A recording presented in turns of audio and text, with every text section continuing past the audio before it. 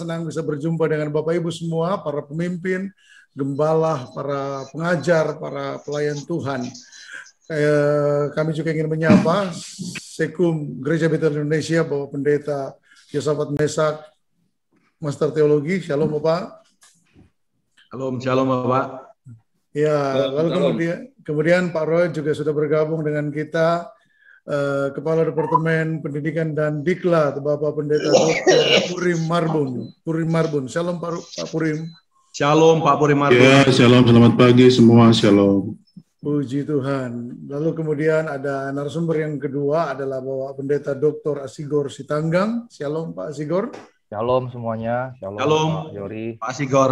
Shalom. Shalom, luar biasa. Dan ada Ketua Biro Bethel Empowering Center Gereja Betel Indonesia, Bapak Pendeta Rudianto Suryo STH. Pak Rudi. Shalom Pak Rudi. Ya, puji Tuhan. Shalom semuanya, shalom. Bapak Ibu, kita akan memulai webinar kita dengan mendengarkan sambutan dari Ketua Departemen Pendidikan dan Diklat, Bapak Pendeta Dr. Purim Marbun, dan nanti Pak, mohon setelah selesai sambutan boleh dibuka dengan doa. Bapak Pendeta Purim Marbun, kami persilakan. Baik, selamat pagi semua, shalom.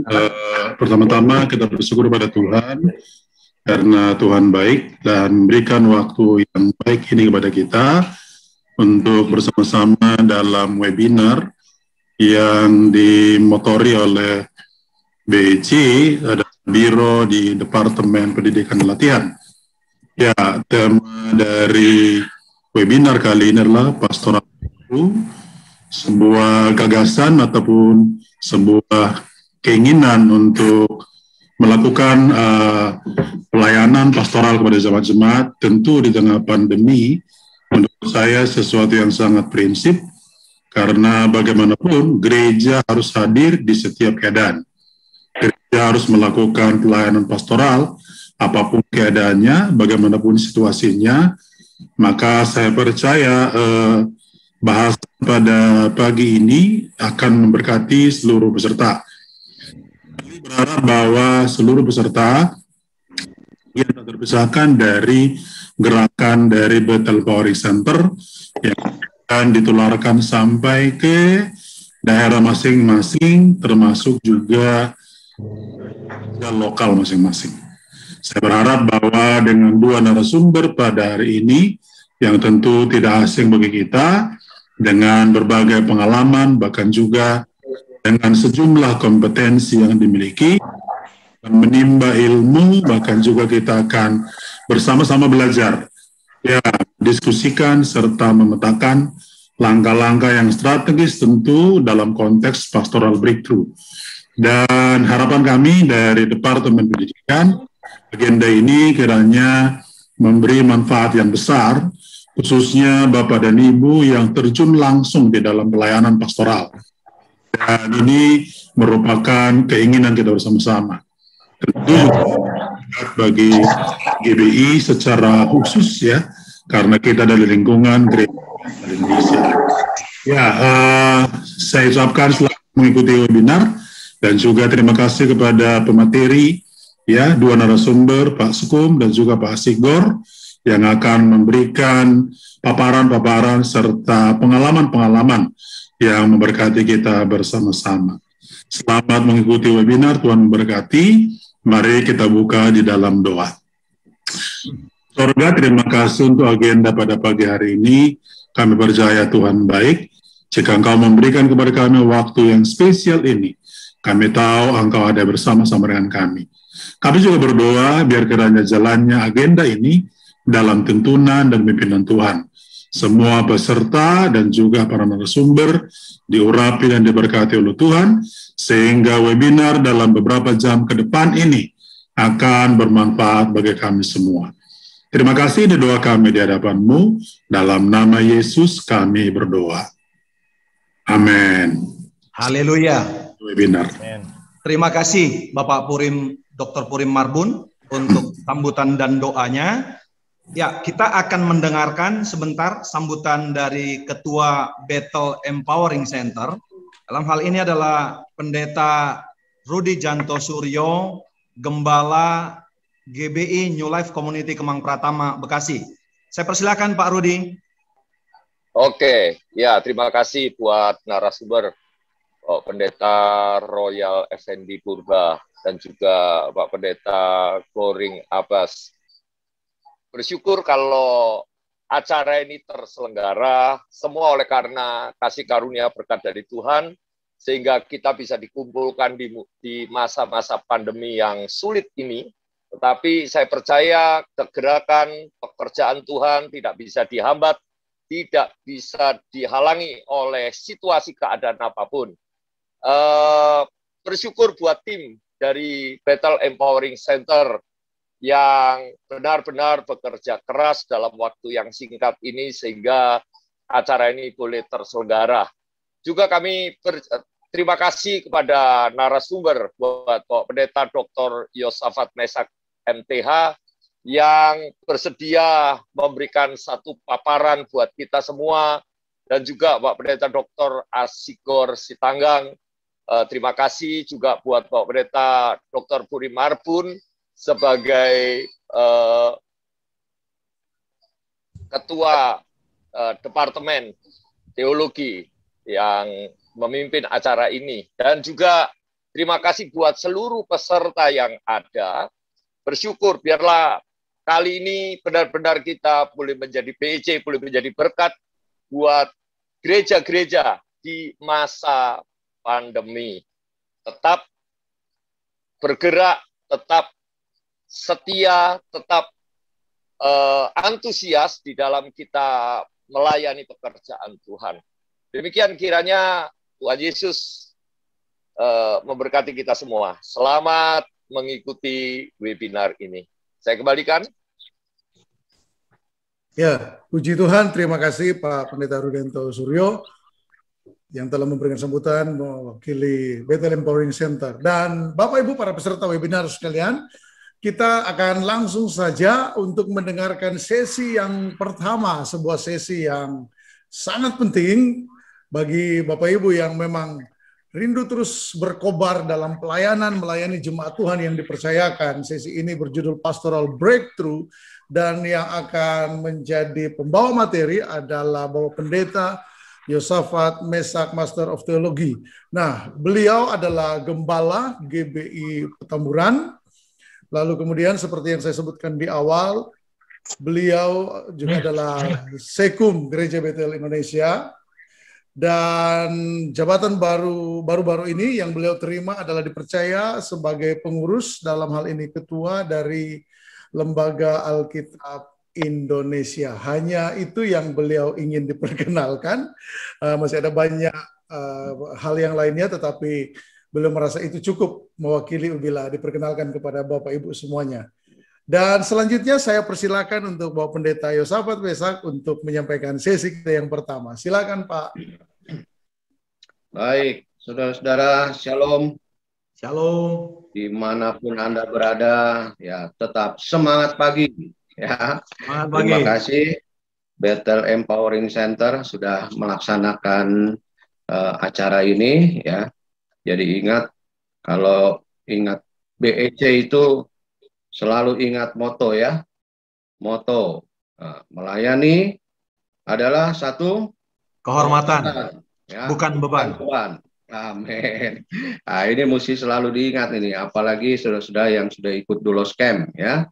Oke. Nah, hari ini judul daripada seminar kita, webinar kita adalah Pastoral Breakthrough in Current Situation ya. Jadi apa current situation-nya? Ya, pandemi COVID-19 ya. Jadi memang kalau kita lihat dampak dari COVID-19 ini pada segala bidang kehidupan masyarakat, termasuk di dalam pastoral ya. Ada kegiatan-kegiatan pastoral yang ternyata harus bisa kita menyesuaikan diri dengan kondisi yang ada. Sebab kalau kita tidak bisa menyesuaikan diri, kita tidak atau kita nggak mau berubah, maka maka kita akan mengalami penurunan di dalam kinerja kita dalam pastoral, ya. Padahal pastoral itu adalah satu hal yang penting yang memang diperintahkan oleh Tuhan Yesus, ya. Jadi dalam Yohanes, kalau sudah baca Yohanes 21 ayat 15 sampai 19, ya. Tapi saya ambil singkat saja dulu. Kata Yesus kepadanya untuk ketiga kalinya. Ya, jadi udah ketiga kali ini. Udah ketiga kali Tuhan Yesus berkata pada Simon, Simon anak Yohanes, apakah engkau mengasihi aku? Maka sedihlah hati Petrus, karena Yesus berkata untuk ketiga kalinya, apakah engkau mengasihi aku? Dan ia berkata kepadanya, Tuhan, engkau tahu segala sesuatu. Engkau tahu bahwa aku mengasihi engkau.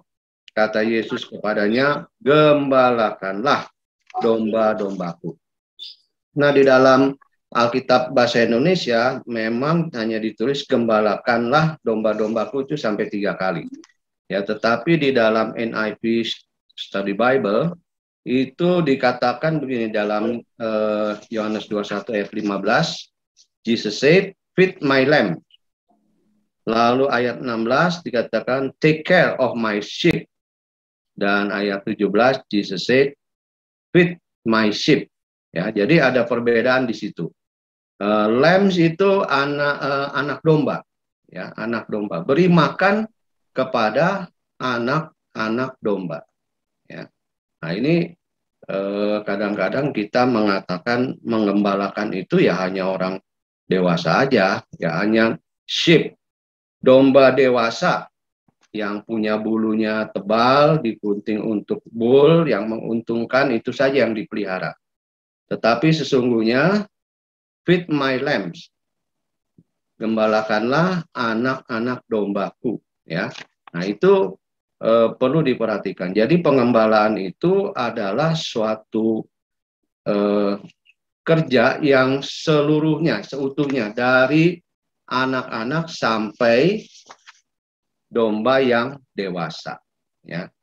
Nah, jadi saudara-saudara, apa itu gembala? Saya kira gembala adalah satu karunia jawatan, ya, dari Tuhan, ya. Kita tahu semua di dalam Efesus 4 ayat 11, dan ialah yang memberikan baik rasul-rasul maupun nabi-nabi, pemberita-pemberita Injil maupun gembala-gembala dan pengajar-pengajar dan seterusnya, ya. Nah, sorry, ini kemarin saya bawa ini di guru PAUD, ya. Guru PAUD itu juga sebetulnya sebagai seorang pengajar, tetapi sekaligus juga berfungsi sebagai gembala. Nah, apa tugas gembala, saudara-saudara? Yohanes 10 ayat 1 sampai 21 itu jelas mengenal domba-domba pada namanya. Pada namanya. Jadi artinya mengenal pribadi lepas pribadi, ya, itu. Dan mengenalnya bukan hanya sebetulnya bukan hanya namanya, tetapi lebih mendalam, ya. Siapa istrinya, siapa anaknya, siapa suaminya, bagaimana pekerjaannya, dan seterusnya. Itu namanya mengenal domba-domba pada namanya. Kemudian dibawa untuk mendapatkan makanan, ya. Jadi bukan gembala yang dapat makanan dari domba dalam hal ini, tetapi gembala yang membawa domba untuk mendapat makanan. Ayat 4, ya. Ayat 4 juga memimpin dari depan. Tugas gembala itu memimpin dari depan, bukan dari belakang, ya. Satu kali ada tur di Israel, lalu mereka lewat satu daerah yang ada domba-domba dan ternyata sedang digiring dari belakang, ya. Lalu peserta tur bertanya pada tour leader, itu lagi ngapain itu kok dari belakang, gitu, ya. Gembalanya kok dari belakang. Lalu tour leader bilang, supir berhenti dulu. Nah, tour leader turun lalu pergi ke kelompok domba dan gembala itu, kemudian kembali lagi ke bis dan dia bilang, ada kabar baik, ya. Itu yang menggiring domba itu bukan gembala, karena gembala itu memimpin dari depan, Itu dari belakang itu berarti tukang jagal itu sedang membawa domba ke pembantaian, ya. Nah, jadi pemimpin itu memimpin di depan, ya. Kemudian ayat 11 menjaga domba-domba dengan nyawanya. Nah, ini sangat penting ini ya, menjaga nyawanya dalam domba-domba dengan nyawanya. Ya. Jangan kayak kerusuhan Mei tahun berapa itu, 98 itu, ya. Mestinya gembalanya tinggal tetap di Indonesia, malah gembalanya yang lari duluan ke Singapura. Ya, bukan gembala itu. Ya. Oke, ayat 16 menuntun domba-domba yang lain. Belum. Kita juga menuntun bukan hanya domba-domba yang ada dalam kandangnya, tetapi domba-domba yang tidak mempunyai kandang, tidak mempunyai gembala. Nah, itu juga menjadi tugas kita. Ya. Kalau kita melihat tugas gembala berdasarkan Mazmur 23 ayat 1 sampai 6, ya tentu ini ya, memberi ketenangan dan jaminan hidup. Itu ayat 2, membawa ke tempat yang tenang dan aman, menyegarkan jiwa, ayat 3, menuntun di jalan yang benar, jangan di jalan yang salah, saudara. Ya, kadang-kadang kita tuntun domba kita itu di jalan yang tidak benar. Yang benar itu kan menuju ke surga ya. Tetapi jalannya itu jalan bagaimana untuk supaya gembalanya jadi tambah gemuk, ya, tambah kaya. Nah, itu bukan menuntun di jalan yang benar itu, ya. Ayat 4 melindungi dari mara bahaya. Ya. Ayat 5 memberi makan di masa susah. Nah, ini pandemi ini gimana ini? Domba-domba kita kelaparan atau enggak ini? Ya. Kemudian mengurapi domba-domba dengan minyak. Ayat yang kelima. Nah, kemudian saudara-saudara, tugas gembala juga berdasarkan Efesus 4 ayat 12 sampai 14. Ayat 12 memperlengkapi orang-orang kudus, menyiapkan pelayan-pelayan baru ini ya. Menyiapkan gembala-gembala baru, mungkin gembala-gembala yang lebih muda dan sebagainya itu ya. Menciptakan kesatuan iman. Gembala tidak boleh memecah belah, malah jemaatnya itu terpecah menjadi kelompok-kelompok ya, karena gembala tidak menjalankan tugasnya dengan baik ya. Memberikan pengetahuan yang benar, ayat 13. Mendewasakan ya, ayat 13. Menumbuhkan, ayat 13, dan membuat teguh untuk domba-domba dapat berpegang pada kebenaran, 14 ya, ayat 14. Dan saya kira hal-hal yang ini dalam Efesus ini dapat tercipta dengan keteladanan ya. Jadi kalau gembalanya tidak melakukan ini ya, jemaatnya juga pasti kacau balau ya. Kalau kita ingin jemaat kita, domba-domba kita itu bertumbuh, menjadi dewasa, berpegang teguh pada kebenaran, dia harus melihat contoh dari gembalanya. Ya. Nah, tentu kita harus juga punya sifat ini ya, gembala yang baik. Ya, 1 Petrus 5 ayat 1 sampai 4, menggembalakan tidak dengan paksa. Nah, ini sudah ya. Tidak dengan paksa itu, tidak dengan apa ya, cemeti, tidak dengan pecut ya, tidak dengan tongkat yang sedikit-sedikit memukul. Nah, ini ya, lalu pakai apa ini ya, mungkin pakai hukum-hukum dunia yang ya kita bisa pakai untuk memuaskan kita, sudah paksa. Kemudian gembala yang baik juga akan menggembalakan dengan sukarela ya, jangan terpaksa. Ya itu tadi ya, melayani ada satu kehormatan ya, bukan beban, ayat 2. Kemudian tidak mencari keuntungan diri sendiri ya. Ini mohon maaf nih, kalau ada banyak gembala memang ya bukan sukarela, tetapi kebalikannya, dia mencari keuntungan untuk diri sendiri ya. Jemaat atau domba-dombanya jadi ATM, mesin ATM-nya. Wah, bahaya ini ya. Kemudian juga dalam ayat 2 mengembalakan dengan pengabdian diri. Nah, itu gembala yang baik, pengabdian diri. Ya. Ayat 3, tidak sok kuasa atau hanya ingin memerintah saja. Nggak boleh, nggak bisa dengan cara itu. Ya. Dan yang berikutnya adalah gembala yang baik itu menjadi teladan bagi kawanan domba. Ya. Jadi saya berharap gembala-gembala di GBI, pejabat-pejabat di GBI, kita harus punya sifat gembala yang baik. Ya. Nah, karena itu kan di dalam tahun ini adalah tahun membangun karakter ilahi ya. Tema besar daripada rangkaian khotbah kita, di mana BPH telah menerbitkan kalender, ada tema khotbahnya, ya, dan saudara bisa mengikuti membentuk karakter ilahi, ya, menjadi gembala yang baik. Ya. Nah, jadi saudara-saudara,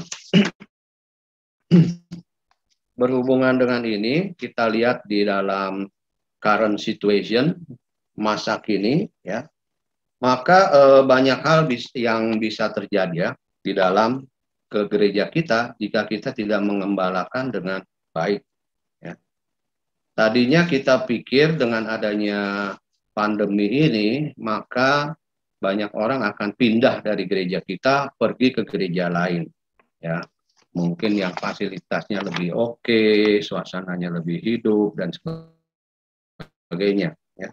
Tetapi kemarin malam ya, 2 hari kemarin malam ada webinar dari Bilangan Research Center. Ternyata rencana pindah gereja, rencana orang yang pindah gereja itu cuma 2,3%. Ya, jadi puji Tuhan, ini berarti jemaatnya loyal, ya, berarti loyal untuk tetap tinggal di gereja kita. Nah, ini satu kabar baik buat kita, tetapi hati-hati, saudara. Ya. Ini juga bisa akan bertambah ini angkanya kalau kita tidak melakukan pastoral dengan baik, pengembalaan dengan baik kepada jemaat kita. Ya. Memang mereka loyal ini. Ya. Tapi kalau kita nggak kelola dengan baik, satu kali mereka juga akan berpikir, saya pindah aja juga dari gereja itu, ya. Dan untuk itu saudara-saudara kita ya perlu menyesuaikan diri pastoral kita pada masa pandemi ini. Nah, jadi pastoral masa kini yang saya ingin bawakan ini, ya pastoral itu kan banyak saudara ya. Jadi jenis-jenis pastoral banyak, berwujudnya pastoral banyak, dan saya kira kalau saudara ingin mendalami, saudara bisa belajar secara khusus di Seminari Bethel, ya, berapa semester itu dapat pelajaran pastoral. Ingin lebih dalam lagi, ikuti pasca sarjana, ya, S2-nya pastoral di Seminari Bethel, ya. Saudara akan menjadi orang yang memiliki pengetahuan pastoral yang baik, ya. Nah, bentuk dari pastoral masa kini saya kira ya ada yang tetap sama seperti sebelum pandemi, ya, tetapi nanti kita lihat ada yang harus kita kembangkan, ya. Pertama, percakapan pastoral, ya, pastoral counseling. Di sini termasuk pastoral counseling itu, percakapan pastoralnya itu bisa dilakukan onsite dan online, ya. Memang pada waktu-waktu yang lalu pastoral yang konseling yang baik itu adalah tatap muka memang, ya. Tetapi dengan adanya pandemi ini kita harus jaga jarak, masker dan sebagainya, itu orang lebih suka online. Ya, jadi kita tidak boleh menutup diri hanya dengan patron yang lama itu, ya. Wah, nggak bisa online, mesti onsite. Nggak bisa sekarang, ya.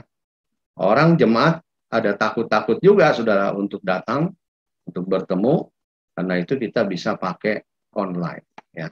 Dan online yang dipakai, yang baik adalah, bukan promosi ini ya, tapi dari kita melihat itu adalah media Zoom memang, ya, karena bisa berinteraksi di situ.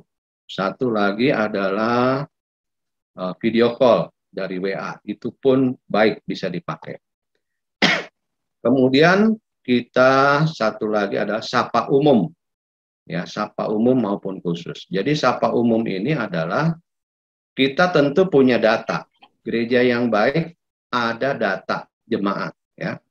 Dan itu harus disapa. Semua jemaat itu harus disapa. Apakah dia sakit, apakah dia sehat, apakah dalam penderita atau hidup senang, semuanya mesti disapa, ya.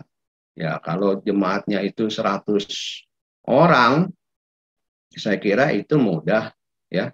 Setiap hari Anda menyapa 2 orang, nah itu cepat selesai itu, ya. Kemudian ada sapaan yang khusus. Ya, jadi menyapa ini bisa lewat WA, lewat handphone, ya. Kemudian menyapa secara khusus, ya, ini untuk orang-orang yang memang butuh perhatian yang lebih, ya. Kemudian mendoakan yang sakit baik onsite maupun online, ya. Jadi kalau dengar jemaat sakit, segera ditelepon, ya, segera ditelepon, jangan didiamkan, ya. Nah, kalau Anda mesti datang ke rumah onsite, Pak Pendeta, tolong doakan saya, datanglah ke rumah, datanglah ke rumah, datanglah ke rumah. Jangan lupa pakai masker, ya. Masker yang baik yang saya sarankan adalah N95. Itu masker yang baik. Kalau masker yang hijau itu, ya, masker bedah itu, ya, lapis 2 lah, boleh, ya. Dan tentu kedatangan kita harus dengan seizin keluarga, ya. Lalu ada kunjungan pastoral, ya. Ya, kunjungan pastoral ini kunjungan bisa onsite tapi dengan izin, ya, dari jemaat dan datang dengan protokol kesehatan yang betul, ya. Karena ada juga orang-orang jemaat kita itu yang rindu dikunjungi, ya, apalagi yang tua-tua itu yang udah 60 ke atas kan nggak boleh datang kebaktian di gereja itu, ya. Peraturannya begitu. Dan mereka itu rindu untuk sebetulnya rindu untuk ke gereja, tapi ya peraturan nggak bisa. Itu perlu ada penanganan khusus, ya, dikunjungi. Kalau dikunjungi onsite, senangnya, wah, luar biasa senang. Tapi tentu harus dengan izin. Izin dari anaknya, ya, mungkin, ya, boleh nggak dikunjungi itu. Ya, kalau anaknya takut, wah, nanti Bapak Gembala nih yang bawa virus COVID, ya udah, jangan, lewat telepon aja lah, ya. Ya, itu kunjungan online lewat HP, ya. Jadi memang kita para gembala juga mesti siapkan kuota, saudara, berkorban untuk kuotanya itu, ya. Kemudian yang lain adalah pemeliharaan jasmani, ya. Ini penting di masa pandemi ini, penting, ya, yaitu memberikan bantuan sembako bagi jemaat yang sangat terdampak, ya. Itu nggak usah yang lain-lain deh, sembako aja itu sudah sangat menolong, ya, sangat menolong. Dari mana? Ya, kita sebetulnya bisa berbagi, saudara, ya. Saya pernah waktu Natal kemarin melakukan program di gereja yang saya layani, itu program berbagi, ya. Jadi dari bulan Oktober kami kerahkan jemaat itu, ayo kumpulkan setiap hari 1 genggam beras, ya, kumpulkan 1 genggam beras, satu keluarga 1 genggam beras setiap hari, ya. Dan itu cukup terkumpul cukup banyak, saudara, ya, antusias jemaat itu, sehingga dengan hasil pengumpulan itu bisa menolong jemaat yang lain yang terdampak sangat berat dengan pandemi ini, ya. Nah, jadi itu merupakan satu pelajaran juga buat jemaat untuk bisa saling berbagi, untuk saling memperhatikan sesamanya, ya, mengasihi sesamanya, kita ajar jemaat. Dan jemaat itu senang dengan hal itu. Dan ini saya kira bentuk pastoral di dalam mendidik jemaat juga, ya. Kemudian juga yang baik adalah mengirim obat-obatan dan vitamin bagi jemaat yang terkena COVID-19, ya. Nah, itu kalau kita dengar jemaat kena COVID, udah di PCR belum? Ya, karena PCR itu hasilnya kan bisa 2-3 hari, saudara, ya. Dan kalau memang di beberapa puskesmas itu bisa sampai seminggu. Hasilnya baru keluar dan nggak ada obat, nggak dikasih obat sebelum lihat hasil PCR. Ya, tetapi kalau gereja itu bertindak cepat, mengirim obat-obatan, minimal vitamin, ya, vitamin dan antivirus, wah itu jemaat tuh sukacita luar biasa, ya. Dan saya kira dengan hal itu mereka tidak akan lupa kepada apa yang telah gereja lakukan, ya. Dan ini kan sebetulnya meningkatkan loyalitas juga, ya, pemeliharaan jasmani ini. Nah, kemudian saudara-saudara, ada yang harus kita kembangkan di dalam masa pandemi ini adalah pemeliharaan online, ya. Jadi apa yang harus dilakukan, yaitu pertama mendata nomor HP jemaat itu, ya. Lalu dengan nomor HP jemaat mungkin kita menggunakan apa? WA, ya. Karena dari penelitiannya Pusat Riset Bethel, kita ada Pusat Riset Bethel, saudara, ya, yang diketuai oleh Ibu Dr.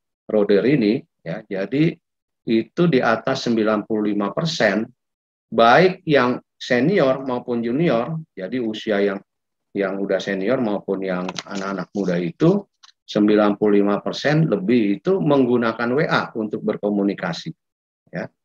Jadi pakailah, saya kira itu efektif, pakai WA, ya. Kalau SMS kan udah ketinggalan, ya, pakai WA. Jadi mendata nomor HP jemaat, lalu ada WA untuk WA Center untuk jemaat, dan dari situ kita bisa mengucapkan selamat hari ulang tahun, hari kelahiran, mungkin rumah baru dan sebagainya, ya. Jadi ini mesti ada admin yang khusus untuk itu, saudara, ya, untuk mengirim ucapan selamat ulang tahun, ya, dan sebagainya. Kemudian juga memberikan daily coach, ya, kata-kata penguatan, kata-kata mutiara berdasarkan Alkitabiah setiap hari, every day, setiap pagi, ya. Nah, itu memang nggak boleh males, ya. Saudara bisa belajar apa, ya, Canva, ya, pakai Canva itu, aplikasi Canva, membuat daily coach setiap hari, ya.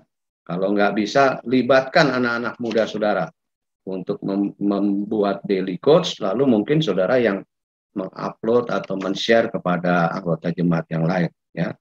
Kemudian membuat komsel online, ya. Jadi salah satu bentuk pemeliharaan jemaat itu adalah melalui komsel sebetulnya, ya. Komsel itu bisa dipakai untuk memelihara jemaat, bisa dipakai untuk memuridkan, bisa dipakai untuk menginjil, ya, menarik orang-orang yang belum bergereja masuk ke dalam komsel, ya. Dan pada masa ini tentu komsel tidak bisa berkumpul onsite, ya. Kalau enggak kan nanti didatangin RT, saudara, ya. Ngapain kumpul-kumpul katanya. Ya, jadi kita harus membuat terobosan dengan online, ya. Tetapi juga banyak jemaat itu yang setelah diamati itu nggak bisa itu download aplikasi dan sebagainya, kita mesti ajarin, ya. Kemudian juga membuat e-warta untuk jemaat, ya. Nah, warta elektronik, ya, untuk jemaat bisa di-share melalui WA atau disimpan di Google Drive, lalu jemaat masuk ke situ dan itu akan sangat menolong, ya. Kemudian yang lain adalah membuat ibadah tengah minggu online, ya, karena himbauan kami di BPH kan kalau bisa tengah minggu jangan dulu, ya, sampai semua divaksin atau semua terjadi herd immunity, nah, baru kita bisa berani melakukan ibadah tengah minggu, ya. Tetapi untuk memelihara iman daripada domba-domba itu kan nggak bisa cuma hari Minggu aja, ya.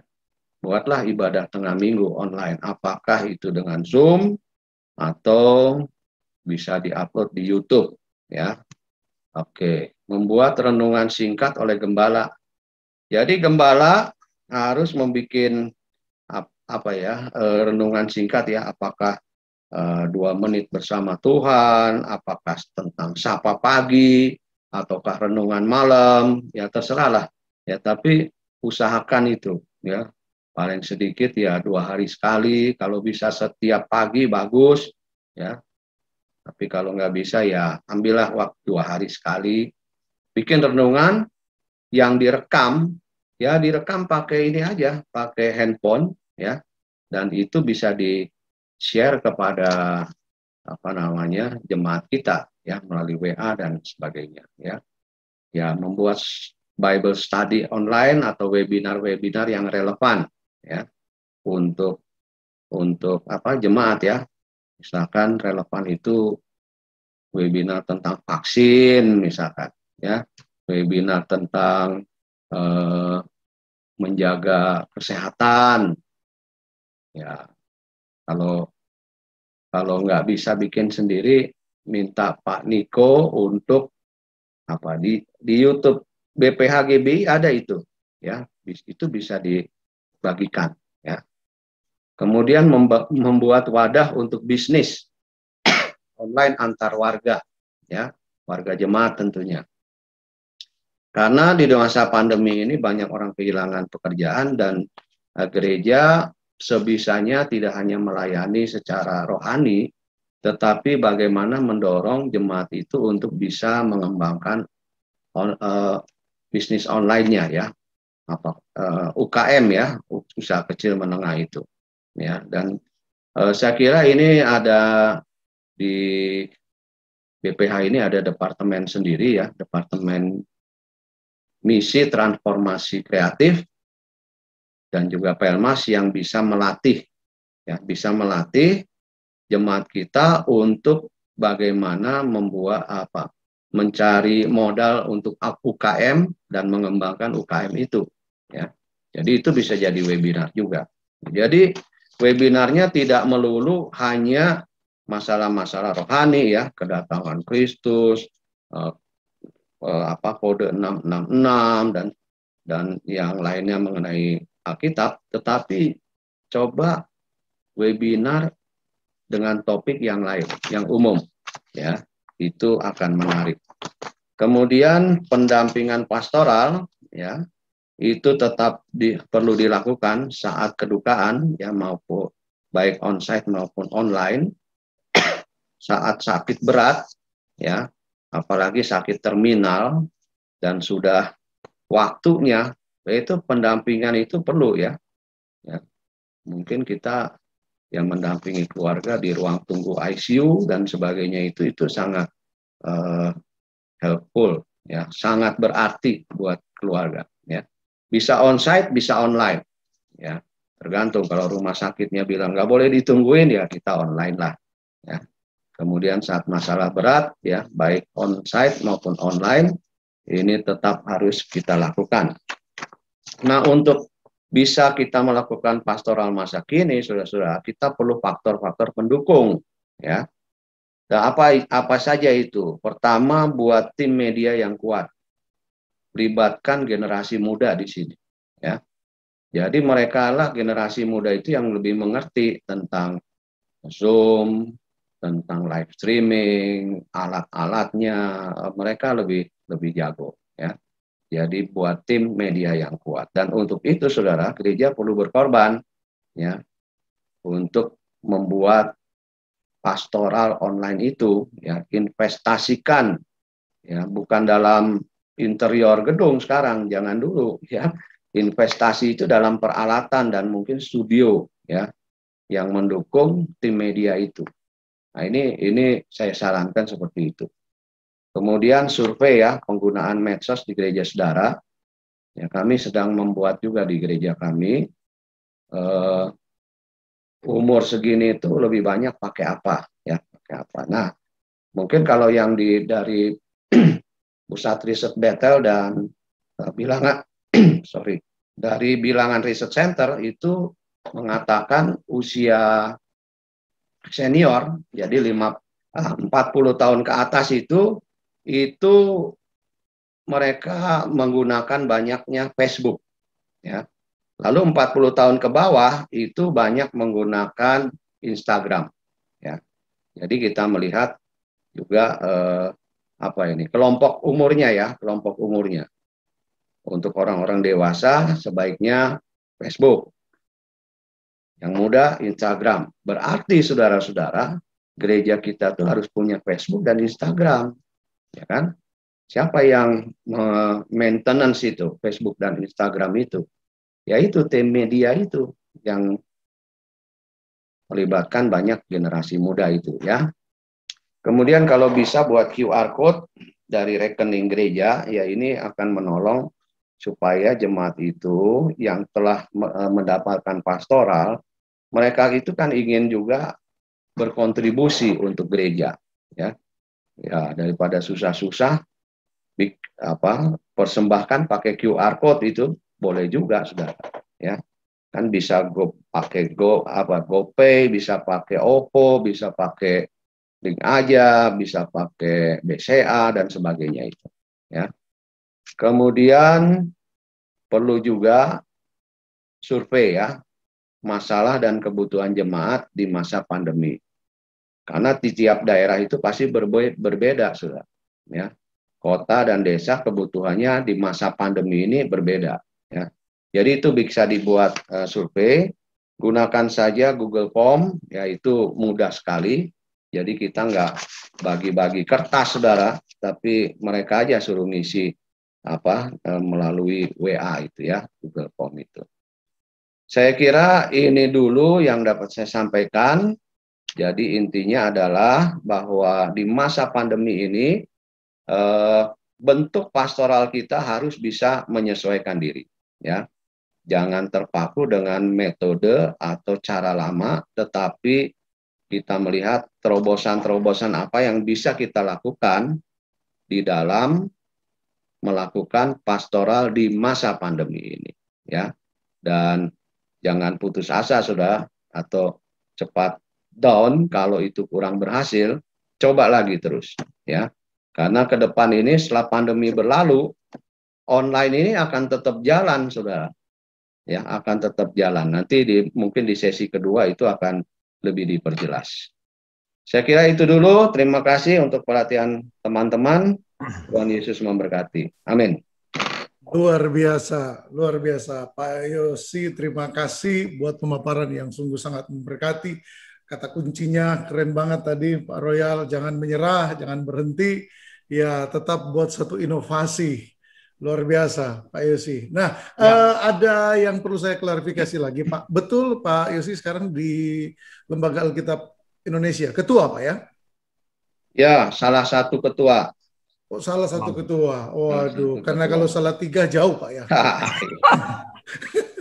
Iya, selamat Pak Yosi untuk kepercayaan yang baru. Dan iya, Bapak Ibu tadi ada profil yang saya lewatkan. Pak Yosi juga adalah pengurus di sebuah lembaga survei yang terpercaya di Indonesia, yang banyak melakukan survei yang biasanya kita kenal kalau di Amerika itu adalah Barna Institute, tapi Indonesia punya Bilangan Research Center di mana Pak Sekum kita, Bapak Pendeta Yosafat Mesak adalah salah satu terus di dalamnya. Ya, Pak Royal mungkin ada peserta, ada jemaat lagi, ini kebiasaan pendeta ya. Ya. Ada peserta yang mau mengajukan pertanyaan, Pak Yosi, kami minta waktunya sejenak dulu untuk tetap bersama dengan kami. Baik, Pak Yori, terima kasih. Kita percaya semua hamba-hamba Tuhan yang hadir hari ini, semuanya punya hati hamba, tapi bermental prajurit. Ada beberapa yang kita temukan tadi ya. Bagaimana sebenarnya gembala yang baik itu kata kuncinya yang menentukan bagaimana domba-dombanya bisa dibawa kepada padang rumput yang hijau dan air yang tenang. Ada sikap ada faktor pendukungnya, ada strengthen sinergi, ada adaptif, ada find new method, ada yang lainnya. Wah, luar biasa. Saya pikir pasti kita diberkati hari ini dengan hal yang dipaparkan oleh hambanya. Ada mungkin yang bertanya, Pak, kan hari-hari ini saya coba bersaksi, tadi saya temukan begini Pak Yori, Pak Sekum. Di gereja kami itu teman-teman ada yang namanya saat teduh sepekan 7 hari. Tapi itu juga diiringi dengan video 5 menit Pak Sekum.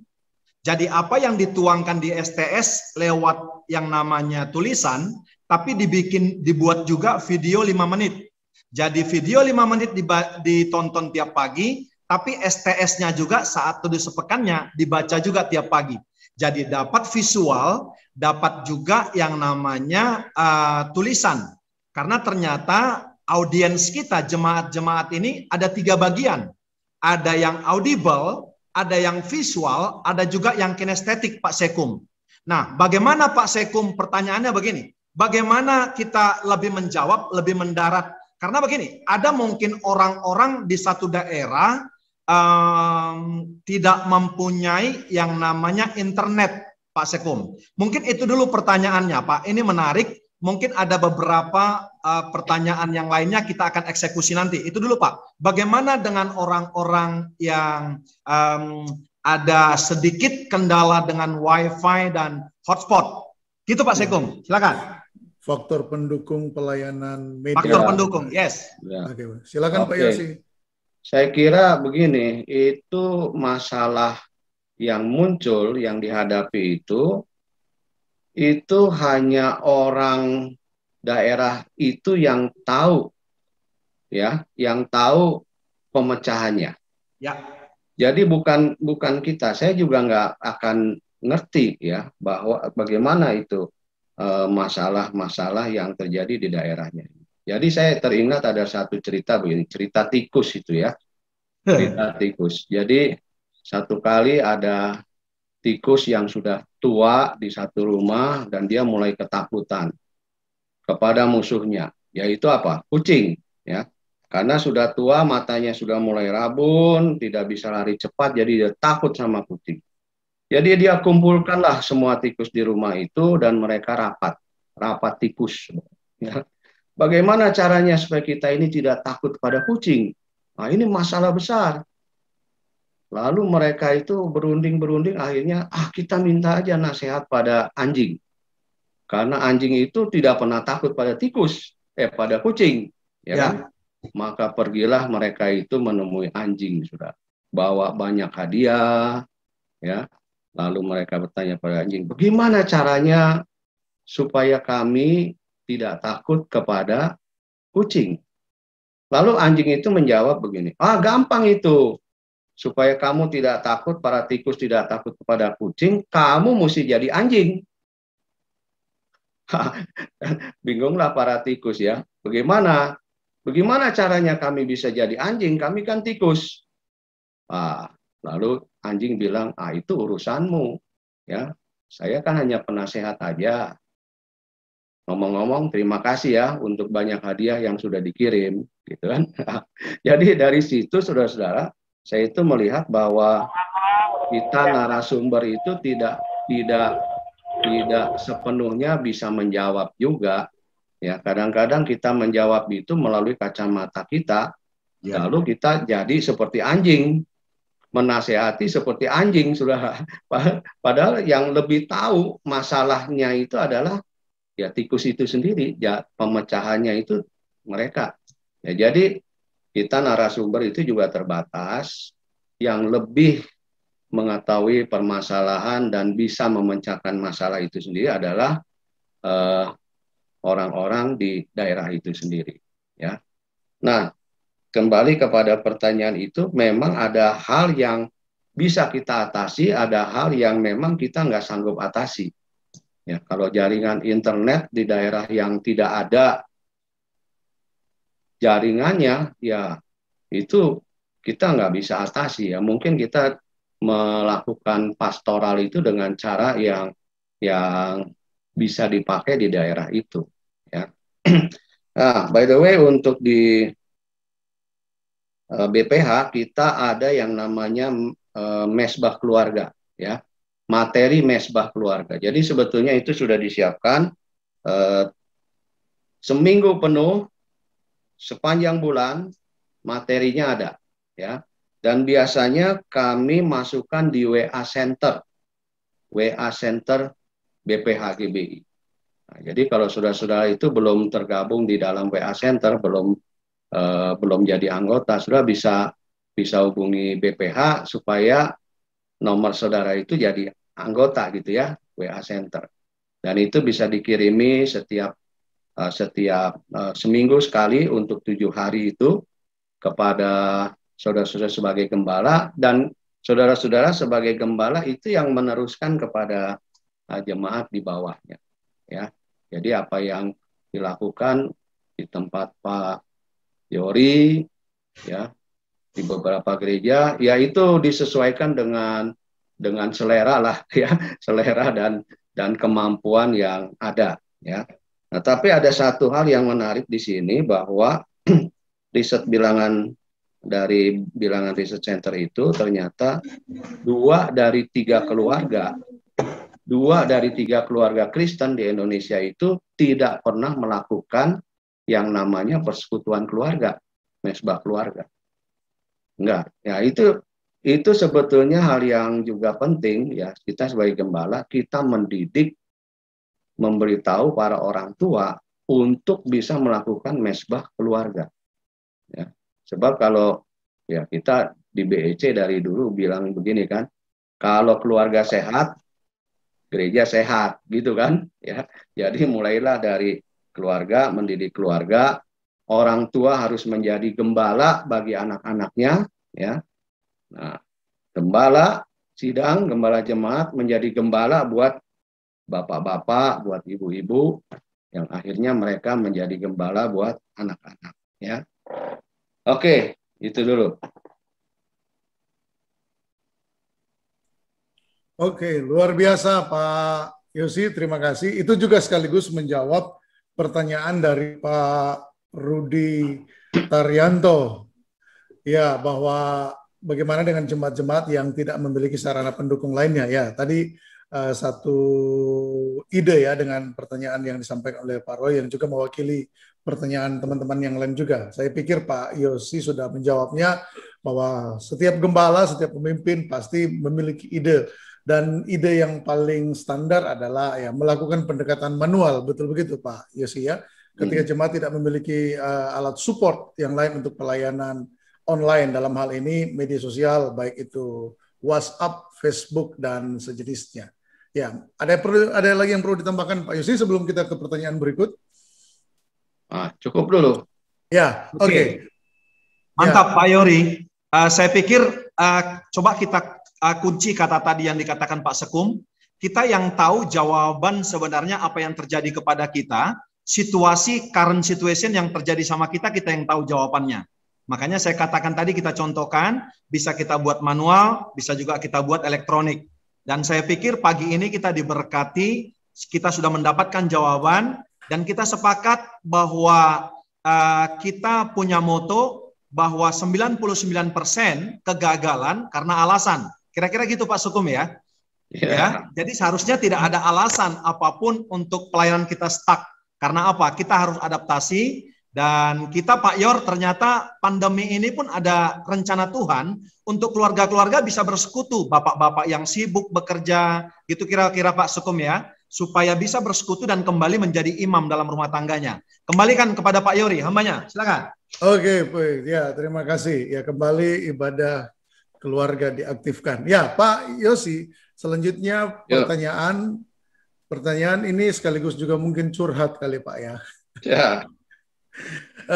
Pak Yosi, bagaimana dengan gembala-gembala yang menghadapi fenomena bahwa di masa ibadah online ini, sekalipun tadi BRC telah melakukan penelitian bahwa hanya 2% Pak ya, 2,3% jemaat lokal yang berpindah ke ibadah gereja yang lain. Tetapi bahwa ada pemimpin-pemimpin yang mulai sedikit resah dengan itu, bahwa ada jemaat, bagaimana menghadapi jemaat yang sudah mulai berpindah ke ibadah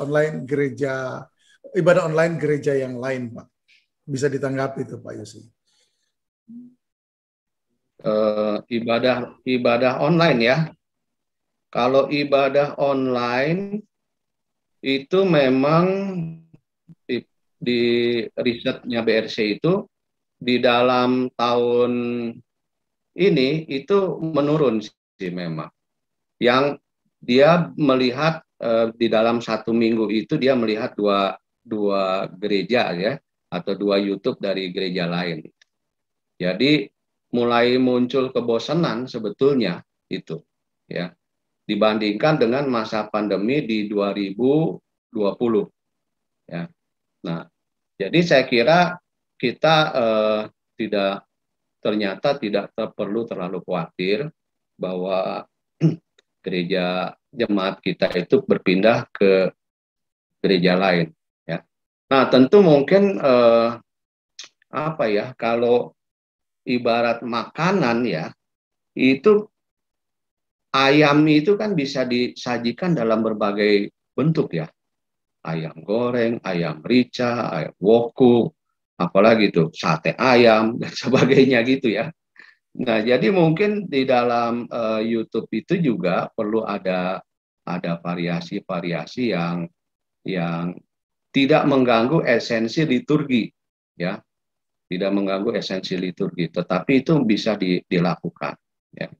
Nah, saran saya saudara-saudara, untuk gereja yang sampai saat ini masih online, itu memang agak harus berhati-hati, karena saya khawatir terlalu lama, udah 1 tahun ini, sampai Maret ini kan 1 tahun, persis 1 tahun ini online ya, maksudnya pandemi ya. Dan kalau ada gereja yang masih online terus, be careful, itu yang akan menyebabkan, meskipun tadi 2,3%, tapi itu akan berpindah memang karena kelamaan online-nya ya. Jadi saya sarankan ya, kalau memang sudah bisa, lingkungan sudah mendukung, angka sudah melandai ya dari COVID ini, mulai saja dengan onsite ya, onsite, tapi dengan protokol kesehatan yang ketat ya. Nah, tentu orang-orang mereka sendiri jemaat yang akan bisa memilih sih, mau datang ke gereja atau kalau masih takut ya dia tinggal di rumah begitu ya. Tapi saya sarankan untuk mulai aja, sebab nanti kalau enggak, ini jemaat ya bisa masuk yang 2,3% itu betul-betul dia pindah dari gereja kita ya. Karena saya udah ngalamin itu di Petamburan ini, saudara-saudara, kami menerima ya kunjungan dari anggota jemaat gereja lain, bahkan bukan dari kalangan GB aja, dari Protestan pun ada yang datang. Kenapa mau datang sini? Gereja gua udah lama nggak kumpul-kumpul nih, katanya gitu kan. Nah, jadi mereka datang. Ya, itu dulu ya. Ya, berarti ya Pak Yosi, berarti Bapak bisa bikin statement buat para gembala-gembala yang ikut webinar ini bahwa jika situasi memang telah memungkinkan, boleh mengadakan ibadah onsite. Seperti itu, Pak. Ya, tapi ini bukan suara sinode ya. ini bukan suara BPH ini suara pribadi saya ya, bahwa ya kalau memungkinkan oke, tapi ya tadi protokolnya sehat, diikuti ya, semua yang ibadah pakai masker, nggak boleh lepas masker ya, dan itu akan membuat orang-orang yang, jadi begini, saya lihat ada beberapa suku ya di Indonesia itu yang memang, waduh kayaknya kurang afdol itu kalau nggak pergi di gedung gereja itu ya. Apalagi waktu perjamuan kudus, nggak mau mereka itu, harus di dalam gedung gereja bersama-sama. Itu kan juga sebagai bentuk pastoral kita ya, memenuhi kerinduan jiwa, kehausan jiwa untuk dapat bersekutu gitu. Oke. Puji Tuhan. Ya. Pertanyaan terakhir di sesi Pak Yosi, pertanyaan terakhir ini Pak ya, karena kita akan berpindah ke sesi yang berikutnya. Yohanes 10 ayat 16. Apa yang dimaksud dengan menuntun domba-domba yang lain? Ini pertanyaan dari Pak Cornelis Patilohi. Ambon ini ya. Iya. Ya, bagus ini ayatnya. Pak Yori, bagus ayatnya. Dikatakan, saya baca Pak Sekum. Coba baca dulu. Ya, ayatnya saya ambil biar jelas sekali. Ini lebih menarik ayatnya dari terjemahan firman Allah yang hidup. Aku mempunyai domba-domba lain di dalam kandang yang lain, ya. Aku mempunyai domba-domba yang lain di dalam kandang yang lain. Mereka juga harus kubawa dan mereka akan mendengar suaraku, kunya besar, maka akan ada satu kawanan domba dengan satu gembala. Gembalanya besar Pak, G-nya Pak. Silakan Pak Sekum. Ya, saya kira itu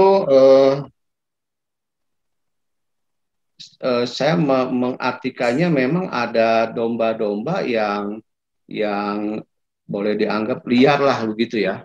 Domba-domba yang tidak bergembala. Ya. Dan itu memang ya mungkin orang-orang yang terbuang, orang termarginalkan, yang memang orang nggak mau jamah mereka, itu bisa jadi sebagai domba-domba yang lain. Dan tugas kita memang harus untuk mengawal, mengembalakan mereka juga. Ya. Jadi saya teringat saudara-saudara itu, Rendra itu punya puisi Mazmur Mawar itu ya. Ya. Dia mengibaratkan Tuhan itu menjangkau ini domba-domba yang termarginalkan, terpinggirkan itu. Ya. Di dalam yang saya ingat itu puisinya dia bilang Tuhan adalah teman para penjahat. Tuhan sekamar dengan para penjinah. Wah, kalau kita kan dilecehkan banget Tuhan kita itu ya. Masa teman sekamar para penjinah? Tetapi sebagai gembala yang baik, dia mencari yang terhilang itu memang. Dia mencari domba-domba yang tercecer itu, yang nggak punya gembala itu. Ya, jadi ya saya kira ada banyak domba-domba yang tidak punya gembala ya di sekitar kita, dan itu tugas kita sebagai gembala yang baik, tetapi juga sebagai hamba Tuhan ya harus kita gembalakan lah ya. Dan itu kan juga sebagai kalau mau dianggap sebagai penginjilan, sebetulnya ya bisa juga penginjilan atau reevangelisasi ya boleh juga gitu ya. Saya kira begitu Pak Yori dan Ariwo ya, Pak. Oke. Baik Tuhan. Pak Yori, silakan. Ya, terima kasih Pak Sekum kita, Pak Pendeta Yosafat Mesak, yang telah menyampaikan materi dengan luar biasa. Ya, selebihnya ini ada beberapa yang masuk di kolom chat, cuman memang banyak yang lebih bersifat statement ya. Ya, kalau waktu kita masih ada, Pak Yosi apakah sudah akan meninggalkan tempat ini?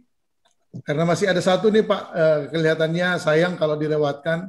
Oh iya, boleh, silakan. Masih satu ya. Ya, nanti setelah Pak Yosi menjawab, ya Bapak Ibu nanti setiap pertanyaan yang belum sempat terjawab akan kita upayakan dijawab di sesi yang kedua. Boleh bertanya Pak. Yang kedua. Ya, sebentar boleh bertanya Pak. Sebentar ya. Ya, sebentar. Ya, Pak Niko, waktu kita masih ada 2 penanya nih. Oke. Ya, saya kasih kesempatan. Yang pertama kita harus menjawab pertanyaan dari Bu Reni. Terus yang tadi mewakili BPD GBI Jabar. Pak siapa Pak? Karena di sini Nehemia Tony Saputra Pak. Oh Pak Nehemia. Oke Pak Nehemia sebentar ya Pak ya. Ya, Pak Yosi, pertanyaan pertama dari Ibu Reni Purba adalah pelayanan pastoral di masa pandemi atau masa saat ini yang efektif adalah online, tetapi cost online, wah luar biasa. Cost online menjadi beban tambahan bagi jemaat dan gereja. Apalagi gereja kecil dengan jemaat kecil. Kita tahu di masa pandemi ini semua orang pendapatannya menurun. Di sisi yang lain, gereja dan jemaat harus bersama-sama tetap berjuang mempertahankan semangat pelayanan dalam keadaan apapun. Nah, dalam menghadapi situasi seperti ini, adakah yang bisa Bapak sampaikan? Ya, jadi ini tentang cost ya. Ya. Tentang cost. Saya kira di masa itu masih bisa kita imbangi dengan ya kalau pendapatannya memang sekian, nggak bisa tambah dan tidak ada yang mau berkorban, ya kan? Nah, jadi harus ada prioritas dalam program kita itu, ya. Kalau di dalam pandemi itu kan beberapa program kan tidak berjalan. Program misalkan retret yang ngabisin banyak duit, program apalagi, ya itu kan nggak ada itu. Nah, sebetulnya bisa dialihkan aja itu. Ya, saya pikir itu kata kuncinya. Itu. Betul, ya. Itu kata kuncinya Pak Yosi. Otomatis kita mesti punya prioritas pelayanan sehingga dana yang kita miliki, cost yang kita miliki juga dapat dikerahkan untuk biaya pelayanan online. Demikian jawaban Pak Yosi, Ibu Reni. Dan selanjutnya saya persilakan. Ini benar-benar terakhir.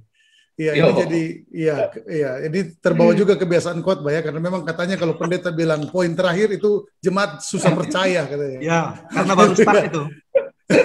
Ya, Bapak Pendeta Nehemia dari BPD GBI Jabar, silakan Pak Pendeta. Baik, terima kasih buat kesempatannya. Saya langsung ke Pak Sekum ya. Pak, kalau seandainya vaksinasi ini sudah dilaksanakan semua Pak, dan saya dengar juga kan bulan Juni ini kan akan mengarah ke 60 ke bawah gitu loh Pak. Nah, apakah menurut Pak Sekum ibadah itu diperbolehkan nggak tidak memakai masker gitu? Itu saja Pak, terima kasih. Oke. Ya, jadi ya pas karena dokter juga ya, jadi ngerti-ngerti juga ya, gitu ya. Virus COVID-19 ini masih tetap ada dan masih tetap banyak, ya, masih tetap banyak. Jadi orang yang sudah divaksin lengkap 2 kali, itu kan baru kurang lebih 14 sampai 28 hari baru muncul antibodi, ya, antibodi yang cukup, ya. Tetapi sementara itu virusnya kan masih tetap ada ini, melayang-layang ini di udara ini kan. Dia jadi penguasa udara kan, ya, virus ini ya. Nah, jadi vaksin itu memang menaikkan antibodi. Tetapi orang yang berinteraksi dengan OTG, dengan orang yang kena penyakit itu, virus itu masih bisa nular Pak kepada kita. Masih bisa. Dan kalau di swab antigen itu kemungkinan reaktif, masih positif itu. Bisa positif. Meskipun efeknya tidak berat. Karena sudah divaksin kan. Ya, efeknya tidak berat. Tapi kita bisa kena. Nah, jadi saya anjurkan, meskipun semua jemaat sudah divaksin, atau sebagian sudah divaksin, ibadahnya tetap memakai masker Pak. Ya, saya kira saya perkirakan sih sampai akhir tahun inilah harus tetap. Ya, kalau panjang sedikit mungkin semester 1 di tahun depan itu kita masih tetap harus pakai masker. Begitu. Satu lagi Pak, kalau seandainya Pak hanya pembicara dan pemusik pemuji saja Pak, bagaimana Pak? Yang apa? Yang lepas masker Pak. Semua jemaat pakai masker ya. Pemusik saya kira pakai masker saja. Karena kan mereka nggak ngomong ya. Nggak cuap-cuap ya Pak ya? Nggak. WL dan singer pakailah face shield. Ya, cuman memang itu kurang efektif juga face shield itu. Ya, karena kan biar ditahan pakai face shield, tapi kan udaranya kan masih bisa kemana-mana. Droplet ya Pak ya? Ya, droplet ya. Ya, memang sebaiknya mimbar itu ada semacam pembatas kacakah di depan mimbar itu, ya, supaya Mika ya. mika ya, pakai mika boleh juga ya, supaya dropletnya itu nggak langsung ke jemaat sih. Ya, pakai yang khotbah, kalau ada kaca lebih bagus, pakai face shield lebih bagus ya. Kalau memang dia tahan, pakai masker. Ya, kalau khotbah jangan pakai yang N95, itu terlalu rapet, ngap kita gitu ya. Kalau yang pakai yang hijau itu mungkin masih sanggup kita. Saya kira gitu Pak Nehemia. Terima kasih Pak. Iya. Oke, Pak Nehemia, terima kasih sudah ambil bagian untuk bertanya, dan saya berdoa percaya juga bahwa jawaban dari Pak Sekum kita dapat memperlengkapi pelayanan Bapak untuk ke depan. Nah, Bapak Ibu, saya pikir sesi yang pertama ini kita sudahi sampai di sini. Terima kasih buat partisipasi Bapak Ibu, baik di kolom chat maupun pertanyaan secara langsung, dan juga kepada narasumber kita sekali lagi, Bapak Pendeta Yosafat Mesa, kami dari Bethel Empowering Center mengucapkan banyak terima kasih.